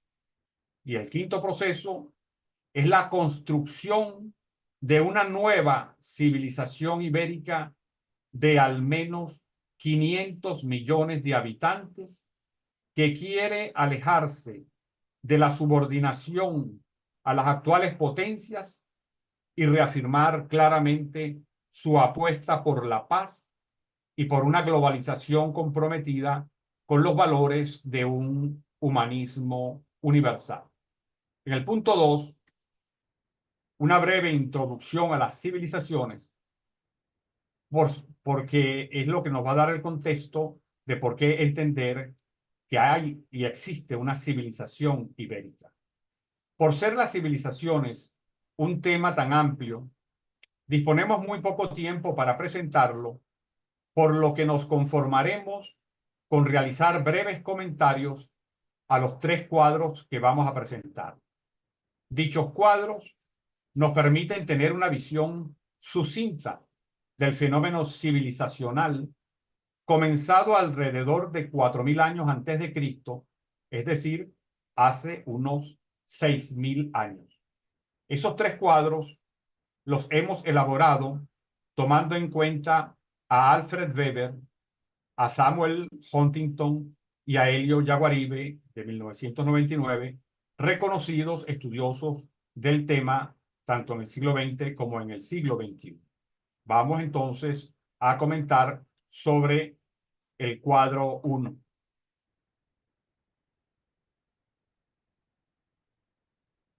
Fíjense que en este cuadro, aquí tenemos en la columna de civilizaciones, estos 3 autores, en líneas generales, están más o menos de acuerdo, con mayor o menor intensidad, en la existencia de 21 civilizaciones habidas en el mundo. Nosotros le hemos agregado la número 22, que es la civilización ibérica, que ninguno de esos autores, alemanes y anglosajones y brasileños, como Yaguaribe, ninguno ha contemplado la existencia de la civilización ibérica, a pesar de que reúne todas las condiciones para ser una civilización. Esto ejemplifica muy claramente lo que decía el doctor Ibáñez acerca de cómo nos ha tratado la historiografía cuando habla de la historia del mundo, cómo desconoce el papel que ha jugado no solamente la península ibérica en su momento, sino también por religiones, en este caso en contra de la religión católica. En este cuadro van a observar que hemos coloreado en rojo algunas civilizaciones, como por ejemplo la India oriental, y su religión es el hinduismo, Japón, y sus religiones son el sintoísmo y el budismo, y la budista, donde podrían estar Corea del Sur, gran parte de Asia, etcétera, y por supuesto su religión es el budismo. ¿En qué las unifico y las coloco de rojo? Porque son las que se pueden conocer también como las civilizaciones del Dharma, es decir, dentro de una gran atmósfera, ambiente, estilo religioso en el mundo, surgen al menos 3 grandes civilizaciones, las cuales hoy en día siguen vigentes, cosa que vamos a ver un poco después.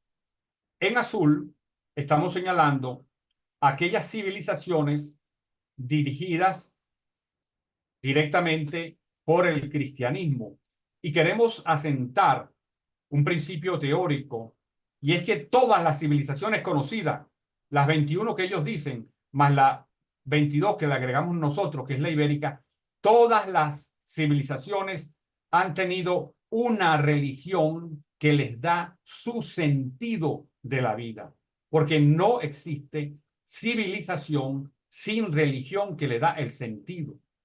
Luego, la religión tiene 2 maneras de ser internalizada por la civilización o por la sociedad más pequeña que le da cabida. y es que la religión tiene un lado de la fe y otro lado de la cultura. Eso significa que, por ejemplo, en mi caso, que soy católico y soy teólogo, yo tengo fe católica y cultura católica también. Pero puede haber alguien nacido en Venezuela, como los conozco, por supuesto, amigos míos, que son ateos, por lo tanto no participan de la fe de la iglesia, pero sin embargo tienen cultura católica, porque una religión permea la sociedad y mucho más si es una religión que ha creado civilizaciones, como es el caso del cristianismo, del hinduismo, del budismo, del islam y del judaísmo, para hablar de las que aún hoy existen como civilizaciones. Entonces, quiero llamar esta atención porque precisamente hay una proposición que se viene haciendo en el mundo actualmente, que es tratar de crear una civilización mundial, que es el gran objetivo del nuevo orden mundial, que sería la primera civilización que no tendría religión, y esa no tiene número, esa está aquí en el fondo, no tiene número porque a partir de que ella se instale, teóricamente o supuestamente, ya no habría más otras civilizaciones, sino esa, la civilización mundial, que además tiene como algo novedoso de proposición la no religión de esa civilización. Veamos el cuadro 2 también para señalarlo, que son las civilizaciones actuales y las grandes áreas religiosas. Las civilizaciones actuales son 10. La China, la India, el Japón, las budistas, la africana, potencialmente, la judía, el islam, Rusia, la llamada civilización occidental y la civilización ibérica. Vemos cómo las religiones del Dharma, la India con el hinduismo, Japón con el sintoísmo y el budismo con el budismo. Es decir, ya tienen miles de años como civilización. Y también lo vemos en el caso del cristianismo, que tiene ya también miles de años. Hay una civilización que intenta recomponerse, esto ya lo ha señalado Huntington con mayores detalles, pero que hoy sigue tratando de conformarse, que es las religiones africanas de lo que se llaman el África subsahariana o África negra también. Luego está la religión judía, es una civilización en sí misma, de acuerdo a los términos de los autores y a su propia historia. Y el Islam también es una civilización sumamente compleja que, digamos, está por conformarse tratando de tener una dirección unificada, que se disputan, como todos ustedes saben, una parte que es el chiismo, se plantea que el centro director sea Irán, y la otra, que es el sunismo, se plantea que su centro director pudiera ser Arabia Saudita, pero eso todavía está gestándose. Pero en tal caso son 10 civilizaciones que existen actualmente, y estamos hablando, por supuesto, de algunas potenciales como la africana y de alguna que está latente, como aquí está en azul, la ibérica. Está aquí la ibérica como el cristianismo católico, así como la rusa es el cristianismo ortodoxo, la occidental era el llamado cristianismo occidental, donde estaría el catolicismo y el protestantismo, pero lo que nosotros estamos viendo en la práctica, que hay un intento de descomponer la civilización occidental para que se convierta eso en una especie de prototipo de la civilización mundial. Esa es parte de la gran lucha que hay. Incluso a veces nosotros utilizamos, cuando nos repiten por los medios, la crisis de la civilización mundial, la crisis mundial. Resulta que la crisis mundial, cuando nosotros la vemos desde el punto de vista de las 10 principales civilizaciones, no es una crisis mundial. Es fundamentalmente la crisis de la civilización occidental, porque ha sido la única civilización generada por una religión que intenta autosuicidarse, para recordar otras frases similares que hemos escuchado, deslastrándose de su religión para transformarse en una civilización sin religión. Eso es algo que en tal caso no hay un problema de crisis mundial de las civilizaciones. El problema es la crisis de la civilización occidental, porque nosotros vemos que la India, que Japón, que Corea del Sur, que Israel, que el Islam, que Rusia, para hablar de 6 de esas civilizaciones actuales, todas están en un proceso de consolidación, incluso hasta de expansión. La única que viene renunciando a sí mismo y que nos propone el suicidio colectivo es la civilización occidental, en donde, por cierto, se abre una apertura, porque la civilización occidental, en definitiva, era el cristianismo protestante y el cristianismo católico. Y entonces hay una convocatoria a que el cristianismo católico se reorganice como civilización, y uno de sus focos, que además coincidiría étnicamente con su historia, con una parte de la historia, sería reconstruirse alrededor de la civilización ibérica. Y el tercer cuadro, Voy a aprovechar, profesor Enrique, para decirle que tiene 1 minuto de los primeros 20 y luego 5 adicionales. caramba, pues yo había terminado de saludar, ya tengo ya que irme empezando a despedir. Bueno, ahí está el cuadro 3, de todas maneras, después va a estar aquí presente para que lo vean por correo y luego seguimos hablando de eso porque esta moderadora es terrible. No, Así que, tiene 5 minutos más. ok, no, pero tú me asustas No, y no, después... no, es 1 minuto Ok, de su primer tiempo y ahora 5 minutos más. ok. Entonces, el carácter, volvemos ahora al texto, el carácter de la civilización ibérica, comentando el cuadro 1, le viene por haber logrado las condiciones civilizatorias suficientes creadas durante la existencia ascendente del Imperio Español o el Sacro Imperio Romano Hispánico, que es la tesis del doctor Ibáñez y que yo hago mía porque me parece bastante fundamental. Debes colocar los cuadros si quieres que aparezcan en pantalla. Sí, no, ya los mostré. Quiero ahora. Llamamos la atención acerca de una característica resaltante, ya lo dijimos, que hay una civilización mundial que se está planteando ser atea, lo cual no ha existido nunca. Sobre el cuadro 2, que hice un pequeño comentario, observamos que pueden agruparse en 6 grupos.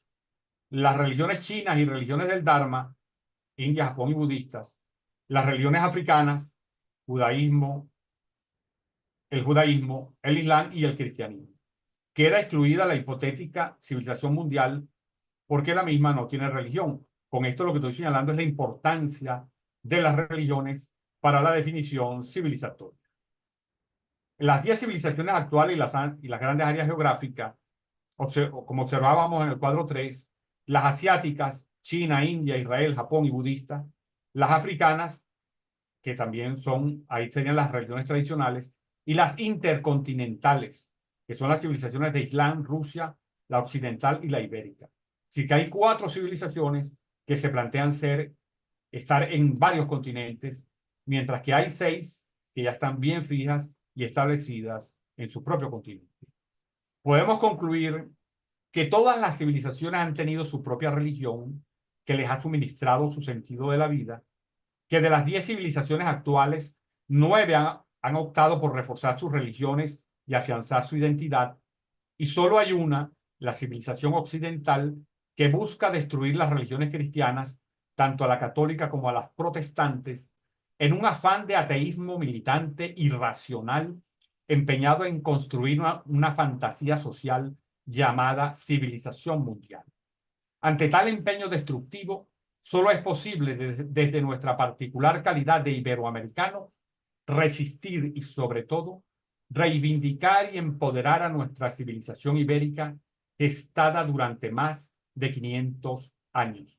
En esa dirección de reivindicación histórica, debemos recordar permanentemente que la primera globalización dirigida por el Imperio Español en los siglos XVI al XVIII fue acompañada por la expansión de la civilización cristiana católica, mientras que la segunda globalización, dirigida por los imperios anglosajones, siglos XIX y XXI, buscó paulatinamente eliminar el contenido cristiano católico hasta desaparecer cualquier vestigio cristiano de la misma, para lo cual se utilizó el término geográfico de Occidente, que no da cuenta de la propia historia de Europa y además afianza la exclusión del cristianismo ortodoxo.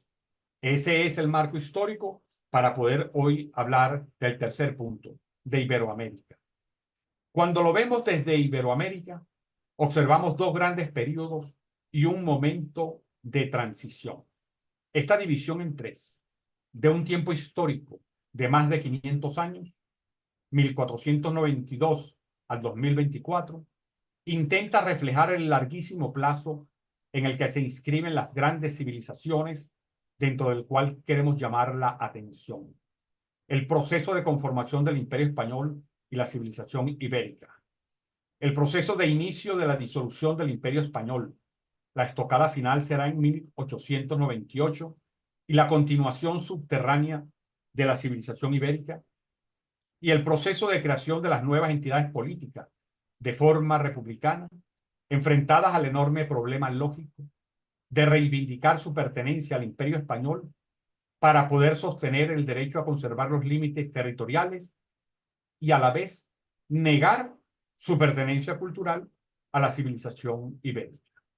Proceso de conformación del Imperio Español y la civilización ibérica.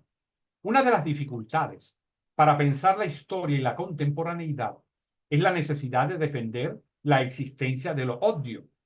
Para el caso de un hispanoamericano, debería ser fácil de comprender que desde 1492 a 1810, todos los habitantes del dominio del Imperio Español de este continente eran españoles, y que luego estalla una guerra civil entre el partido monárquico, llamado realista, y el partido republicano, llamado patriota, dando pie a una guerra de secesión de gran parte del Imperio Español en América, en donde se configurarán nuevas entidades nacionales en forma de repúblicas autónomas. En este sentido, étnico nacional, Simón Bolívar y el rey Fernando VII eran paisanos, así como Boves y José Antonio Páez igualmente eran paisanos.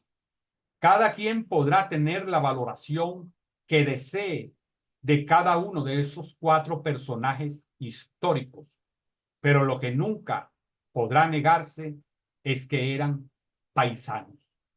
Y afirmaciones como las de que Bolívar nunca fue venezolano, pues nació español y murió colombiano, es simplemente un hecho constatable.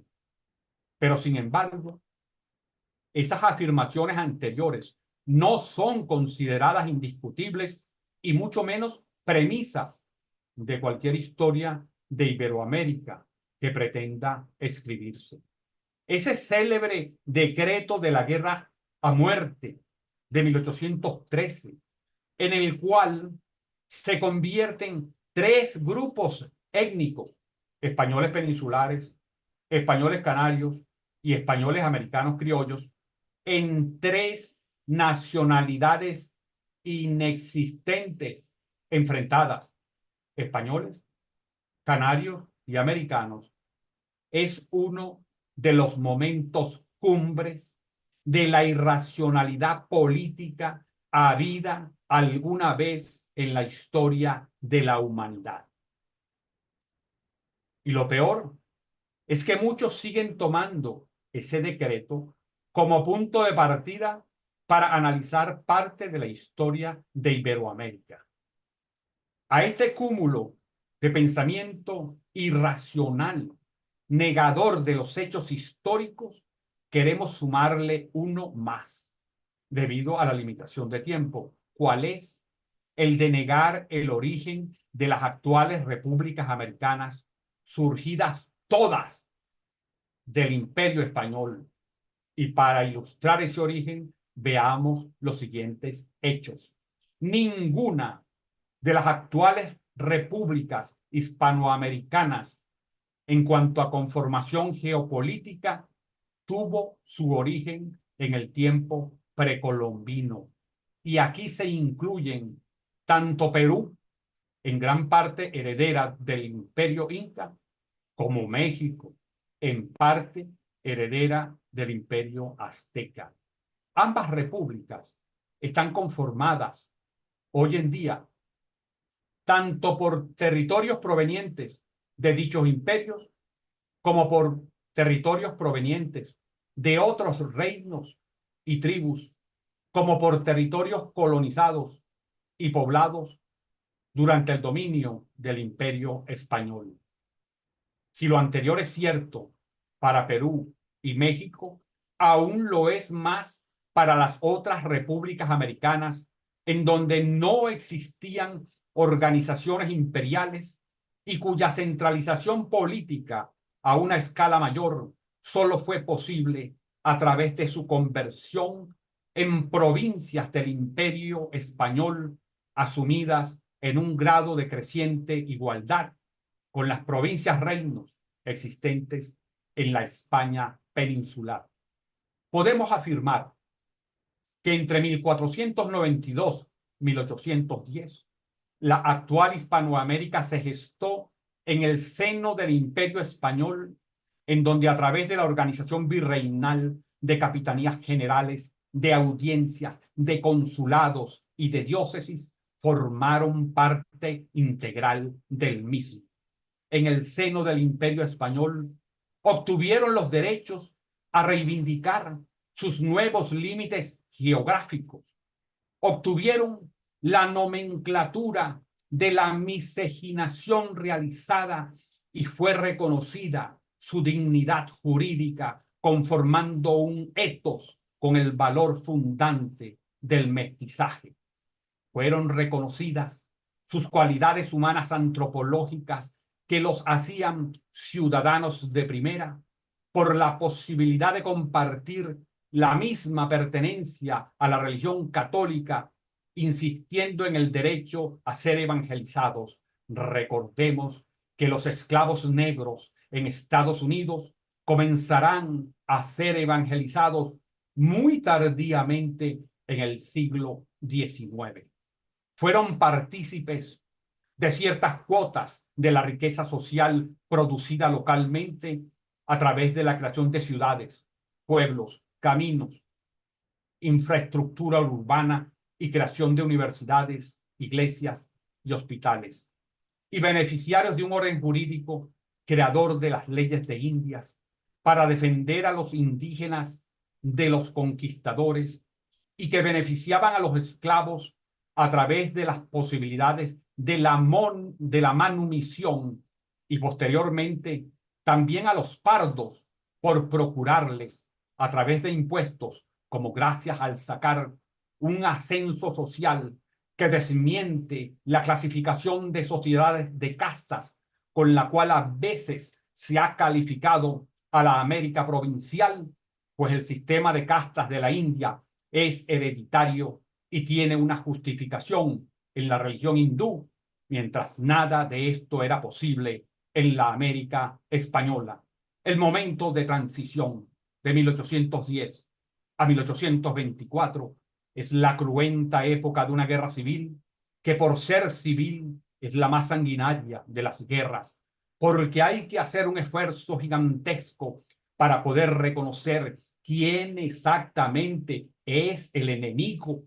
Esa dificultad puede ser muy bien ejemplificada con Simón Bolívar, líder del Partido Republicano Patriota, mientras su hermana María Antonia era miembro del Partido Monárquico Realista.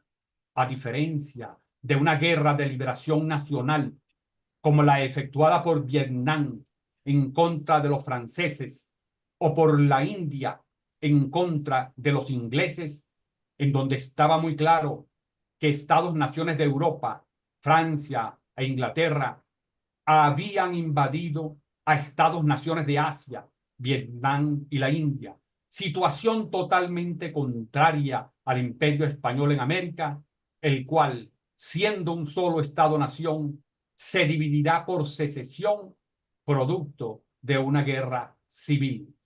Este momento de transición es harto conocido por todos, pues la bibliografía es muy abundante. Quiero detenerme acerca de esos resultados. Bueno, algunos irreversibles y creo otros. que tengo que decirle que vamos a detenernos.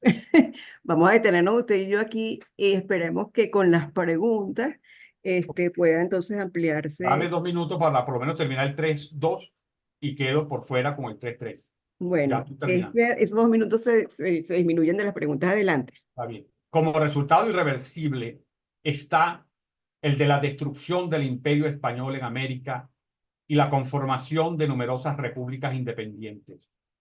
Estos resultados son definitivos y así deben seguirlo siendo para gloria de Dios. Hoy existen y siempre deberán seguir existiendo el reino español europeo y las diversas repúblicas independientes de Hispanoamérica. Como resultados negativos que deben ser revertidos están el surgimiento de una separación afectiva entre todos sus componentes, reino español e Hispanoamérica, y la negación de la etnicidad común y de la pertenencia a la civilización ibérica. Debemos revertir estos resultados. Disculpen. No, excelente, profesor Enrique Ali González Ordogoiti. Esta es una labor muy antipática, usted lo sabe. Así que los moderadores de este evento, el profesor Morales Ordogoiti y yo decidimos que, bueno, es que tenemos que terminar a las 3:50. Entonces, vamos a comenzar con las preguntas, porque se va a disminuir del tiempo de las preguntas el tiempo que nos tomamos adicionalmente. Voy con ellas. La religión maometana, o mejor dicho, los musulmanes son una civilización. Usted me dirá si quiere que le haga las preguntas, porque vamos a tener menos tiempo que con el profesor Ibáñez, y usted va anotándolas. ¿Quiere que lo haga así? ¿Perdón? Puede ser, sí. Ajá. Segunda, cuando Weber, Huntington y Howard refieren la civilización cristiana católica, no están hablando de la civilización ibérica. ¿Cómo escindir la ibérica de la cristiana católica? Si en todo caso está inserta en ella. Ok. ¿Continúo o usted me dice si quiere que vaya? Bueno, estas son bastante fáciles de responder. Sí, sí, se puede hablar de una civilización islámica, ahí no hay ninguna duda, con una gran diversidad en su interior, pero indudablemente es una civilización.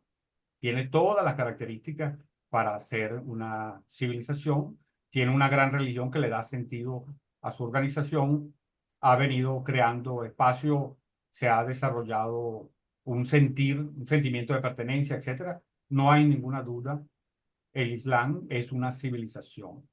Y esto cuando Huntington o Weber habla de la cristiana católica, etcétera, no, ellos no hablan de eso. Digamos, por ejemplo, en el caso de Weber, habla de la antigüedad cristiana. Recuerden que ellos son alemanes y son sajones.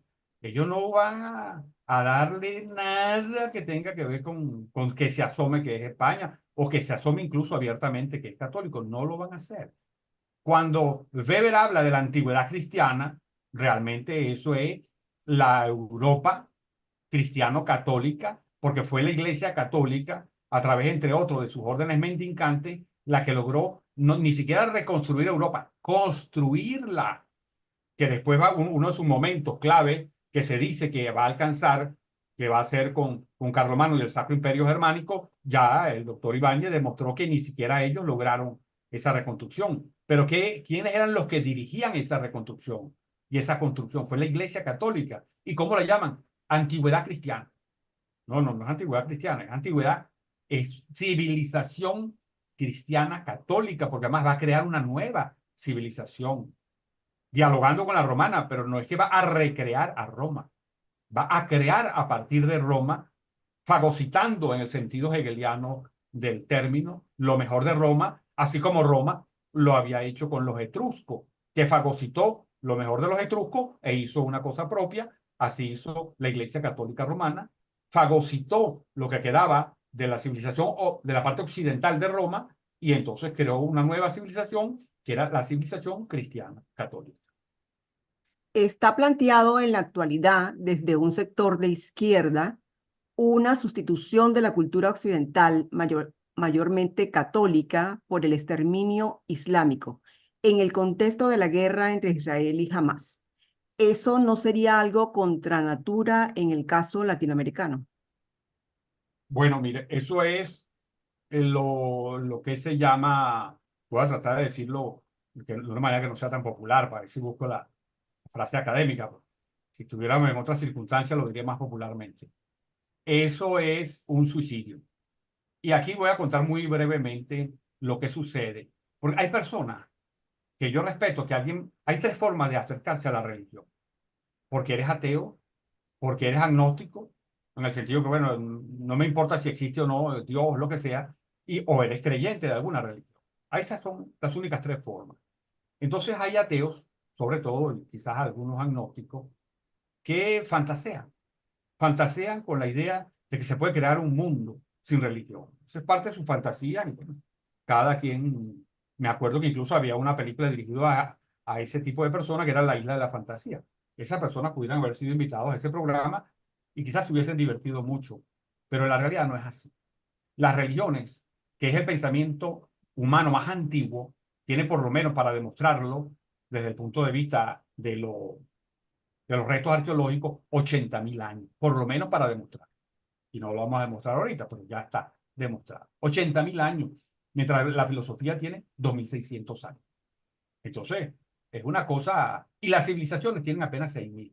Y mucho antes de eso, 74.000 años antes, ya existía el pensamiento religioso. Entonces, la religión nunca va a ser exterminada, nunca. Incluso a partir de la Revolución Francesa, se creó un tipo de religión que son las llamadas religiones ateas, inmanentes, políticas, universalistas y salvacionistas.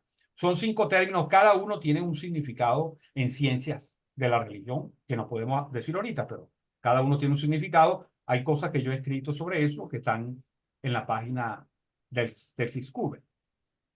Pero quería contar algo que tiene que ver además con la historia de lo que en parte hemos venido hablando.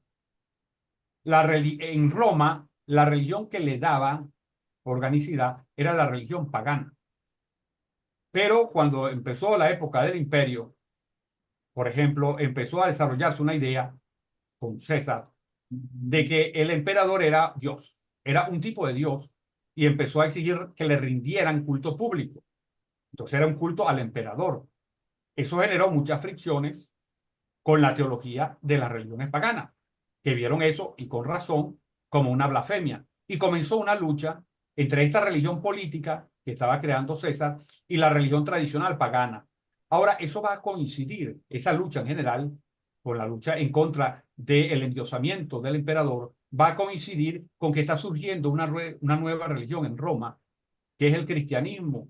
Entonces, ¿qué hizo el cristianismo? Estaba metido ahí mientras estas dos religiones peleaban, y ya saben que después termina el cristianismo siendo la religión oficial de Roma. Es decir, el cristianismo, me imagino que esperó, déjalo que ellos se maten entre sí y después venimos nosotros. Eso es lo mismo que puede pasar, por ejemplo, con el esfuerzo que hacen en Cataluña por traer a los musulmanes. Los musulmanes, incluso. O sea, no solamente que no les van a hacer, sino los van a derrotar totalmente, los van a derrotar, pero por completo. Pero es que además, cuando uno ve historia de las religiones, uno consigue lo siguiente. Imagínense ustedes, en el cristianismo, el fundador del cristianismo, que es Jesucristo, llega un momento y le dicen, ¿y esta moneda a quién se la damos? Y Jesús dice, al César lo que es del César y a Dios lo que es de Dios. Es decir, el propio Jesucristo dice que había que separar el poder político del poder religioso. ¿Y cuánto tiempo hubo que transcurrir para que los católicos y los cristianos en general hicieran suyo esta proposición de Jesús? Por lo menos 1.800 años. Para que ustedes vean, 1.800 años.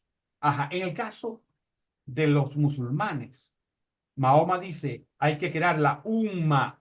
La umma es una comunidad. Es una comunidad de musulmanes. Lo que no entra como musulmán está fuera. Entonces, para los musulmanes, hay una absoluta identidad sagrada entre religión y Estado. Eso no se va a separar nunca. Entonces, para los musulmanes, por eso es que, por ejemplo, en la Sharia hay una ley que dice, aquello que fue territorio musulmán siempre será territorio musulmán. Y por eso cuando surge el califato de ISIS, que dice este califato va a llegar hasta el Andaluz, que algunos progres, alguna gente poco informada de la realidad, dice, pero eso me parece una exageración. ¿Cómo van a decir que es andaluz? Bueno, a usted le puede parecer una exageración porque no sabe nada de historia, ni sabe nada de religiones, pero los del califato tienen en su mapa de que el andaluz fue musulmán y es obligación de todo musulmán rescatar al andaluz. Incluso porque el conflicto de Israel es un conflicto religioso, porque también los musulmanes van a decir que desde que ellos ascendieron, irrumpieron en la historia y fueron colonizando territorios, Jerusalén y muchos de sus sitios fueron colonizados durante varios siglos. Entonces ellos dicen, ya eso es tierra musulmana, porque tienen por lo menos 1000 años con presencia musulmana. Y aunque los judíos le digan, pero nosotros teníamos más de 3000 años aquí, bueno, no, que importa, eso no vale. Lo que vale son los 700 años míos. Y por eso es que es imposible para los musulmanes aceptar que Israel exista. Y cuando le propongan 2 estados, lo van a ver como un avance para ver cuándo expulsan a los judíos hacia el mar. Ahora, es un dato de la realidad. Eso es una lucha religiosa actual clarísima. Por eso Doctor Ordosgoiti, voy a hacer algo. Solo nos quedan para las 3:50 8 minutos. Entonces voy a leerle las preguntas que quedan de manera que usted englobe y nos deje un minuto para concluir el evento.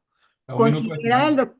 No, te voy a Está dar 7 minutos, de todas maneras, si no te voy a interrumpir. Considera el doctor González Ordosgoiti que la tendencia a la disminución de la población en la civilización occidental incluye a España, forma parte de esa tendencia suicida. ¿Por qué cree que esta tendencia por qué cree que se da esta tendencia tan destructiva y preocupante? Otra pregunta. ¿El ateísmo occidental es una crisis posterior a la expansión del anglicismo? Otra pregunta. ¿Por qué habla usted de Iberoamérica en lugar de Hispanoamérica? ¿Considera civilizaciones a la romana y a la griega? ¿Considera religión a su paganismo? Otra pregunta. ¿Por qué ese esfuerzo de tener una civilización sin religión? ¿Qué ventajas ven en no tener una religión como elementos cohesionadores de una civilización? ¿Y por qué sería sustituida entonces? Otra pregunta. ¿Cómo denominaría usted descubrimiento de América, encuentro de dos mundos, Día de la Resistencia Indígena? Estas tres posiciones antagónicas. Bueno, las otras dos, el otro es un saludo, por acá después se lo presentamos. Y por último, están haciendo una pregunta a Cedice sobre las próximas sesiones, cómo llegarán los enlaces si es por correo electrónico. Entonces, por favor, profesor González, son 3:44, tiene usted 5 minutos para responder y yo lo interrumpo. Caramba, pues. Bueno, fíjense ustedes, tenemos algunas de estas pueden resumirse, dar un pie para la comprensión de la siguiente manera. ¿Por qué la gente se autosuicida?